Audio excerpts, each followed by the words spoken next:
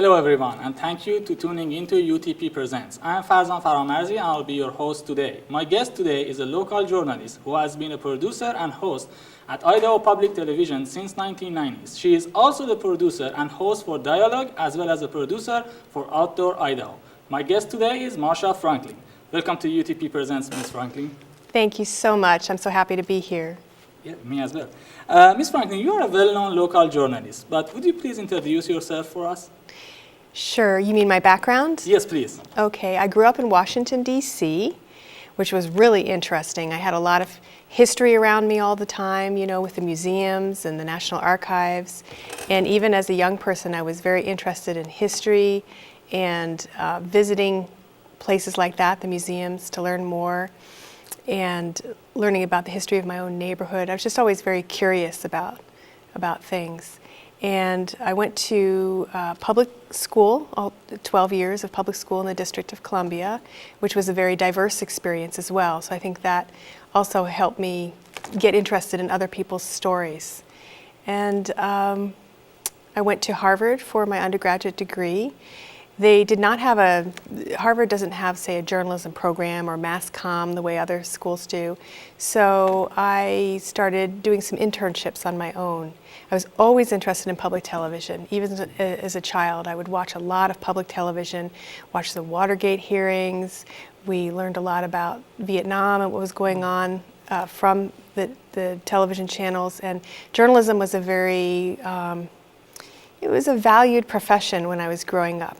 You know, the journalists were breaking a lot of stories. So I was interested in journalism, didn't quite know what I wanted to do. So I did some internships. I did an internship at WGBH, which is a TV station in Boston, the public TV station for the program NOVA, which is a science program. Did an internship with a radio production company, and did an internship with an advocacy organization as well, called Action for Children's Television.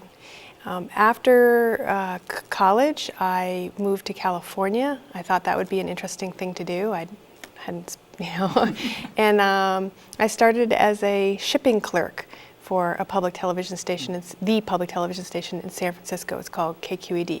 So I worked helping ship out books that went along with PBS series, and just to get any experience in a TV station. And then I was asked to be the assistant to the news director.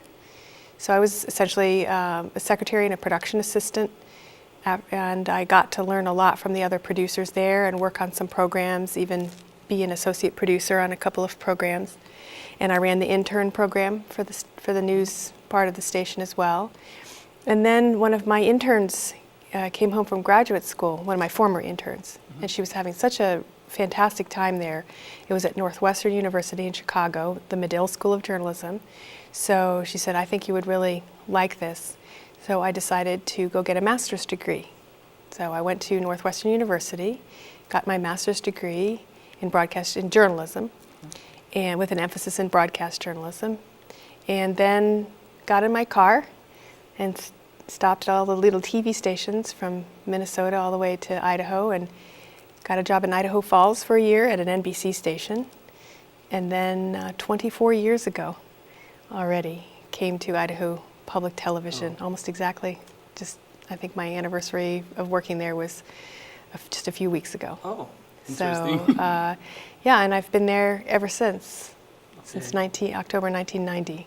Yeah, so you studied journalism in two of the best schools in the nation, Harvard and Northwestern. Well, I didn't study journalism at Harvard. Yes, remember, they didn't offer one it. of the most famous Yeah. schools in the nation. So why journalism? I mean, and how did you find out that you're interested in journalism and studying journalism and be a journalist?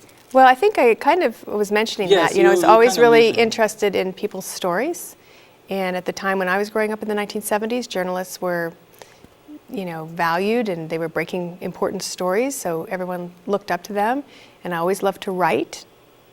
So I think the combination of being interested in people's stories and loving to write and really appreciating journalism and journalists led me into that direction. I was also interested in making children's TV programs for a time. So, you know, it takes a certain level of confidence, I think, to be a journalist, and that master's degree really helped me achieve that. I also did some work for a cable TV station when I was in San Francisco. That was shows like this, that was confidence building. And I wrote for a local newspaper in San Francisco. So, it took a little while to say, okay, definitely journalism is what I want to do, as opposed to, say, working behind the scenes. I actually was offered a job at CNN after graduate school. It would have been a really interesting time to be at CNN headline news. It was just really picking up speed in the late 80s, and the Berlin Wall had come down, and the Soviet Union was breaking up, and it was a very interesting time. But it was going to be behind the scenes, and I just really wanted to try being on camera and writing the stories myself. So I decided to do that. I think you kind of mentioned that, but what was your first job in journalism? Was it the internship that you mentioned after Harvard? My first paying job would have been after Harvard, working as the entry-level person, but in I would say being the assistant to the news director and helping the producers with their programs. And was it in Chicago? No, that was San Francisco. San Francisco. Yeah. No, I never worked in Chicago. When we were in taking our graduate degree at Northwestern, one of the neat things about that program is that for 3 months you go to Washington, D.C., and you are assigned to a TV station, and you are to report on issues from Washington, D.C. regarding that area. I was assigned to a station in Fargo, North Dakota, and so I would go to Capitol Hill, and I covered a little bit of Minnesota too, so I would try and find out what congressional stories were happening related to North Dakota and Minnesota, report those. We had a videographer. It was 3/4-inch tape at the time. We were editing that, and then would go to the ABC, the big ABC headquarters, and send my piece up on the satellite to North Dakota. But I wasn't paid for that. That was part of my degree. So my first job would have been out of college in San Francisco. So what's the primary elements of being a good journalism? Getting an advanced degree, or working on a news station and delivering a good news pieces? I think you have to start even earlier than that. I hate to sound like a broken record, but you really need to have curiosity, okay? If you're not curious about the world, if you're not curious about other people, then it's going to be a struggle for you. And then you have to have a certain amount of confidence, and as I mentioned before, and courage, because you're going to have to go up to people or call them on the telephone who may not want to be interviewed, and you have to have that sense that, I want to get the story. So, I guess I'm not quite answering your specific question, but there's certain personal qualities, I think, that are as important as, to have before you even go get your education. Also, I tell people interested in journalism, try to put yourself someplace where you might not be that comfortable. So if you're used to always being in a city, go to a rural area and interview people. Conversely, if you're from the countryside and cities kind of make you nervous, go right down into the heart of a city and see, if you can just stop people on the street and interview them. And, you just really have to, as a person, be comfortable with sometimes being in situations that are uncomfortable. So basically, you are going out of your comfort zone. Yeah, I think that if you can't do that, it's going to be hard for you to be a journalist, because either you're going to be deciding to do a story in an area that you're not familiar with, or somebody's going to assign you a story, and you can't say no. I don't want to go to Liberia and Sierra Leone and report on Ebola. Have you ever faced that problem since you are working? Well, I think once, I was really uncomfortable once or twice in commercial television, because there you're covering events such as crashes and people dying and such. And I remember once being asked to go interview a lady whose husband had just died in a plane crash just hours before. And it was a single engine plane. It was a small plane, only he was in it. I didn't really see the news value in that because nobody else was affected by it, unfortunately, this poor family was. Yeah. So, I was very apologetic to the lady when I came to her house, because that was a difficult assignment. But no, you can't tell somebody, unless it's unethical, and journalists have said, look, I will be fired rather than do this story because what you're asking me to do is unethical. That's a different situation. But anyway, so going back to your question, I think you need to have certain qualities about you that make you interested in journalism. I also think you need to read a lot. Okay. You need to read a lot. You need to know what's going on in the world in order to be a journalist, and you need to be interested in it. I've met some journalists who, they're not interested in politics at all. Well, even if you're not going to be covering politics on a daily basis, it's really important to understand politics and to read about it because it influences everything else that's happening. You know, education, healthcare, whatever story you're working on, ultimately there's a political angle to it. So you need to be well read, I think, on issues. In addition to the qualities I mentioned before, you need to be a good writer in order to be a journalist. So you need to be able to write clearly and concisely, and that takes practice and work. I still work on it. You know, I read my scripts over and over and over again, you know, to see if there's another way I can say it that's better, more succinct, or using more interesting words, not repeating words. You need to be good at your grammar and your spelling. I know I sound old-fashioned about this, but it's really, really true. We are delivering the news, whether it's in a printed form or verbally. I believe it's incumbent upon us to use the English language as appropriately as possible and as correctly as possible. You need to care about accuracy. At Northwestern, if you made a mistake on a paper, you got an F. Because if you identify somebody incorrectly as a potential murderer, that can affect their life forever. You know, or you have a wrong caption on a photo or something like that. So all these are qualities. I know I'm going to eventually get to answering your question, but I think that there's certain personal qualities and attentions to detail that you need to have before your education. Now, personally for me, my master's degree, as I mentioned before, gave me a level of confidence that I did not have. Some people get that in the undergraduate. I mean, you're very fortunate to have this TV studio here, to be practicing. I didn't have that. So, you know, Harvard didn't have such a thing. And, but I think your education is extremely important. Sure, you can go out without an education and you can just start interviewing people on the street. But having this experience, this practical experience, having mentors like your teachers, doing internships under the auspices of a university rather, I think that, I personally feel that that's very important in combination with practical experience, as I mentioned, the TV station in North Dakota that I reported for when I was getting my master's. Okay. So since you are a successful woman, I want to ask you about gender inequalities in the workplace and specifically in journalism field. Have you ever been personally discriminated against? I think, you know, that happens. I don't know, you know, have I filed a suit or something like that? No, but I mean, many professions are still dominated by men. I don't think that this profession is any different. I know that sometimes when I was first starting out, particularly in politics, at the legislature, I could get a sense that some lawmakers, you know, were a little bit maybe patronizing, you know, oh, it's, you know, a female journalist, and they seemed like they would converse more with the male journalists or kind of bring them into the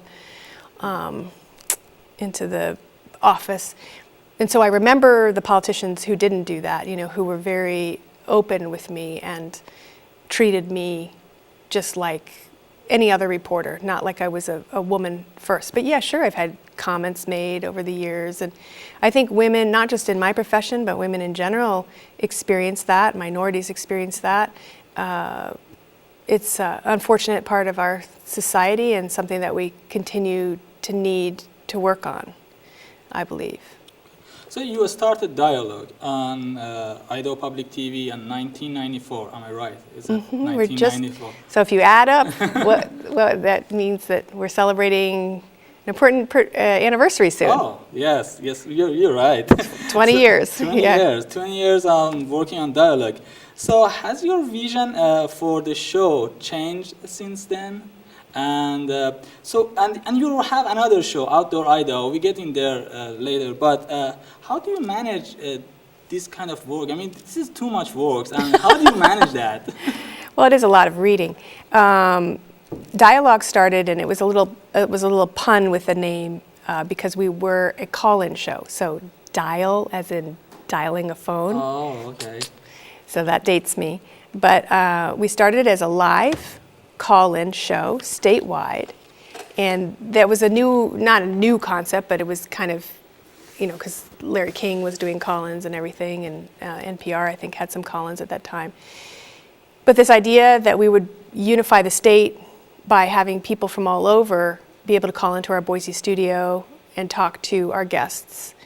So, and we were covering a lot of political issues at the time. Mm-hmm. So everything from salmon recovery to farm issues, education issues.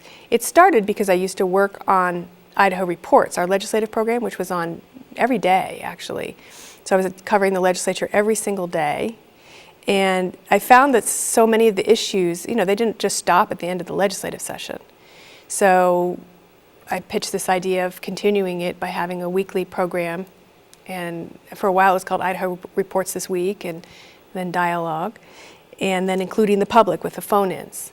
So we did it that way. I had a co-host, and so she and I would trade weeks, and we were on year-round. Took a few holidays off, all intents and purposes. We just had our 800th show, by the way.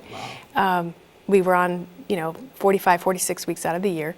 And then a couple of years ago, she wanted to work more intensely on a science show that she has, and so I am the sole host of Dialogue, and decided to stop the phone calls because really people weren't watching television like that anymore. They weren't tuning in live. People will watch it on their device later, or maybe they'll catch it on one of our repeats. Mm-hmm. So we stopped the phone calls, and then I went to a lot more taped. Well, it's all taped now. All the programs are taped, and that's so that we can do more discussions with people who might be coming through town, who might not have been available on a Thursday night when we used to do the program live, so we have more flexibility.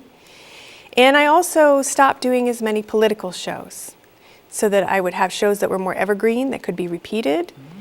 And also, frankly, sometimes having 3 or 4 guests around a table and doing a very complicated political topic and taking phone calls, I would get to the end of the program and I would feel, oh gosh, so frustrated because I didn't feel like we'd really adequately covered things. Mm-hmm. So now with 1 or maybe 2 guests on a topic and focusing more on broad topics or the humanities as opposed to a very specific, political subject, I feel like I feel more satisfied at the end of the half hour that we've been able to get into a subject in depth.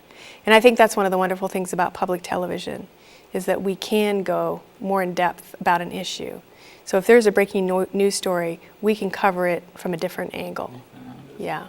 So what about Outdoor Idaho? Mm-hmm. And which of those, if you want to pick between Dialogue and Outdoor, which one would you pick?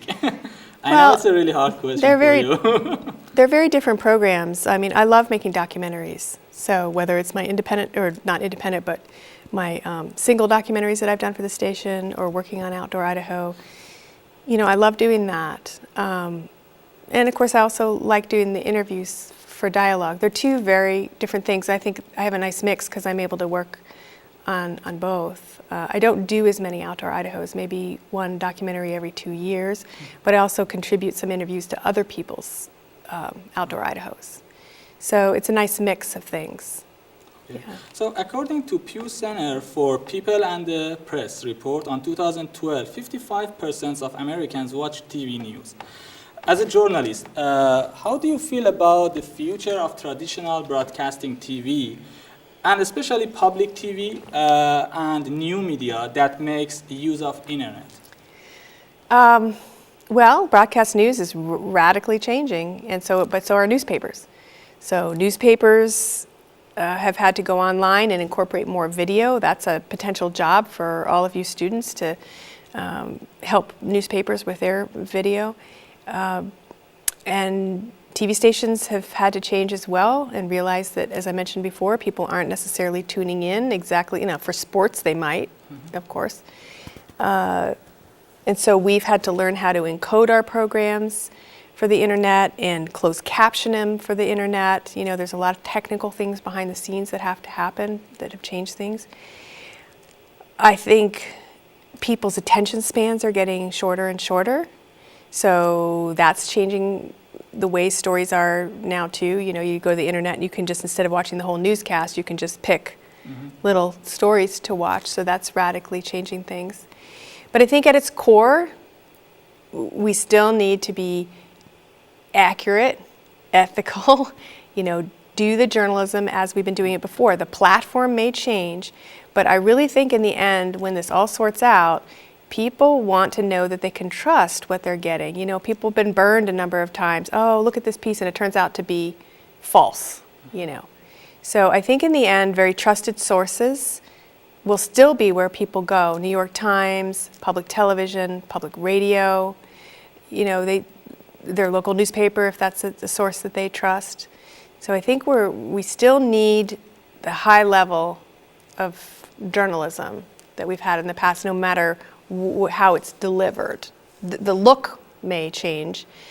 And a lot of people, I've noticed anecdotally, I don't have the numbers on this, but because of the recession and the need to save some money, they've cut their cable or cut their satellite or whatever TV, and they're finding in Boise at least, they have we program 4 public TV channels rather, Idaho Public Television does, that they can get for free over the air. Like the Create channel, you know, a regular channel. And so we hear from people, wow, this is great. You know, I know that when I sit in front of public television, it's going to be quality television, I'm going to learn something, and it's not going to be violent, and you know, I can put my child in front of it.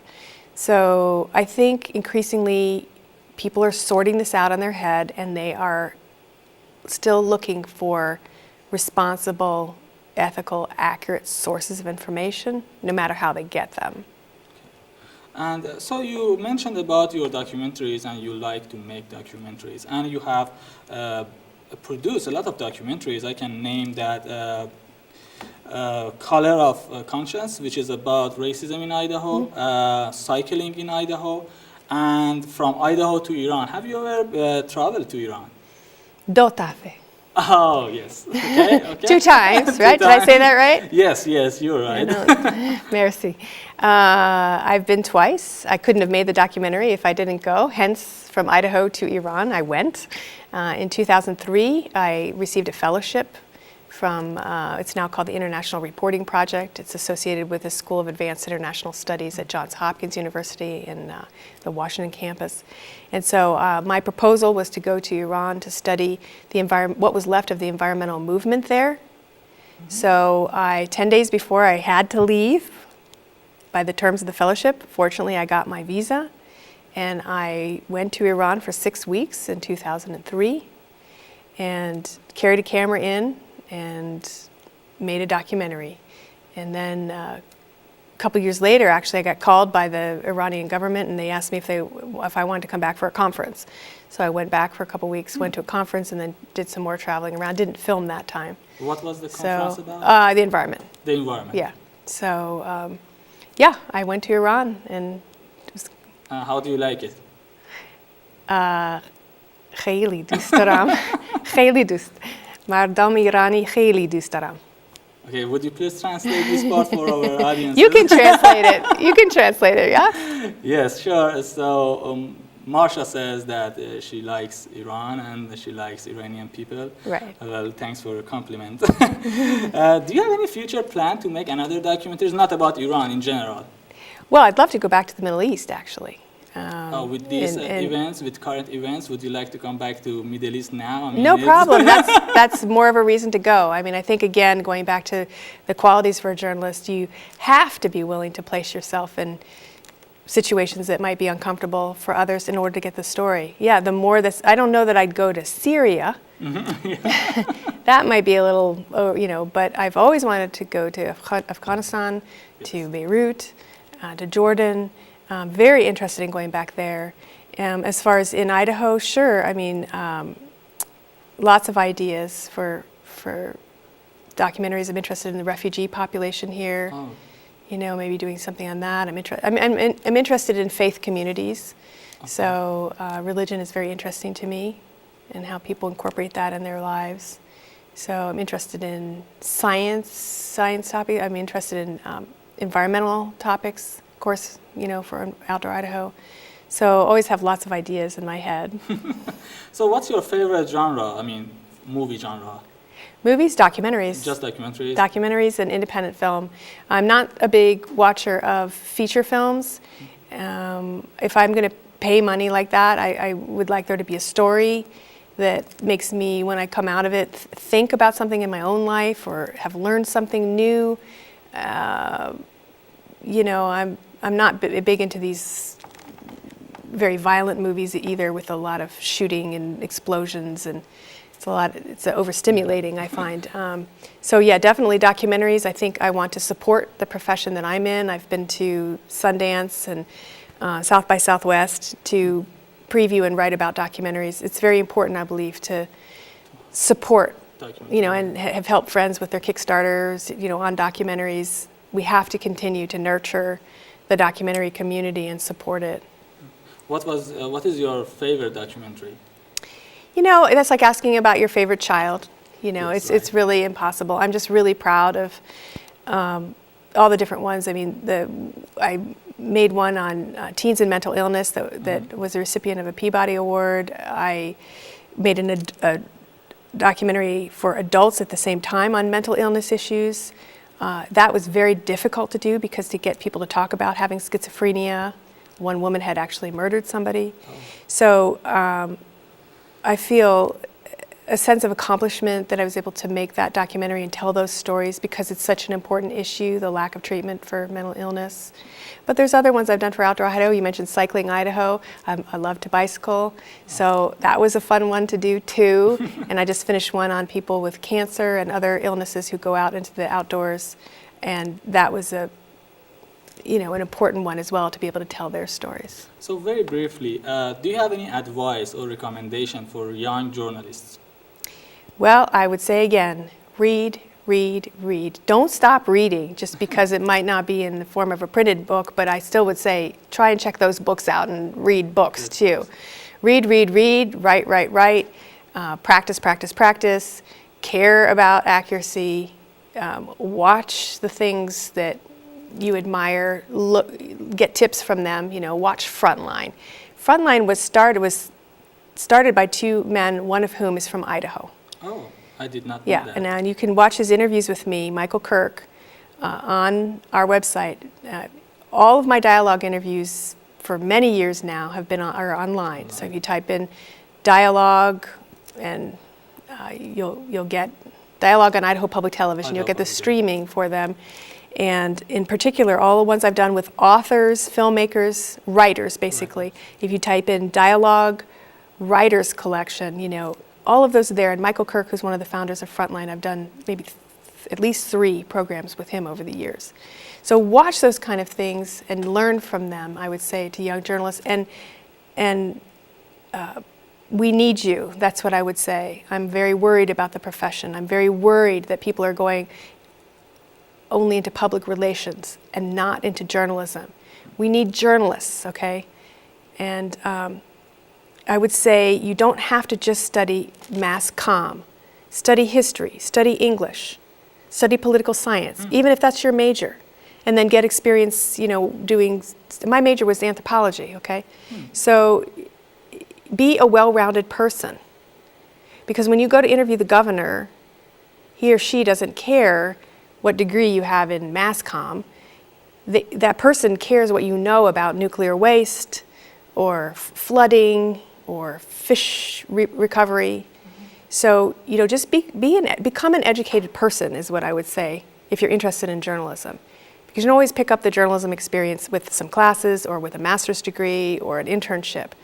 It's most important to be a smart, well-read, well-spoken, educated, ethical, accurate person. Okay. Well, thank you so much, Marcia. You're welcome. Thank you so much for being here. Well, that's all the time that we have for today. Until next time, have a wonderful day.